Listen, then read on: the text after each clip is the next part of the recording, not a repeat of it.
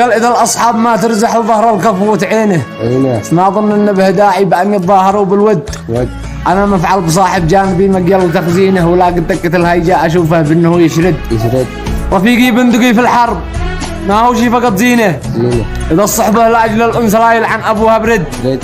أنا كم به معي أصحاب عددهم ضاق تخمينه، وحتى الكشف لو تفرز كم تفرز وكم عتعد، ولكن في الشدايد ما حتلقى أحد على دينه، سواء أشخاص محدودين بتلبي بوقت الجد.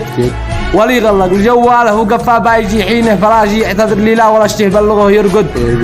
ولي في موقف توضح أنا مشتي براهينه، فلا عد شي يبرر لي معاه الله من يجحد. في ميزان الصحب عندي قد اختلت موازينه، وكلمه قلت هذا الكل ما شاخص حد واقصد. رفيقي بندقي في الحرب ما هو شي فقط زينه، إذا الصحبة لأجل الأنس لا يلعن أبوها برد. سلام عليكم.